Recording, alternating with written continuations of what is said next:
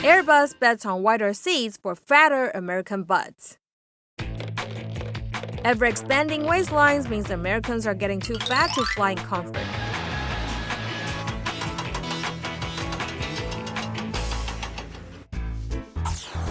After much consideration, Airbus has come up with a solution: wider aisle seats.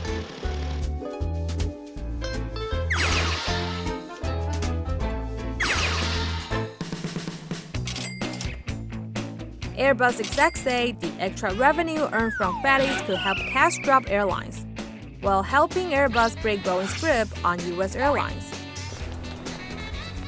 What other features will airlines offer to their growing number of circumferentially challenged customers?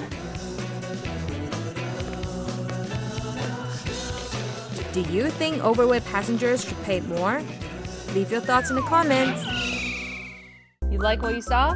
Click like if you do. If you really love it, add us to your favorite.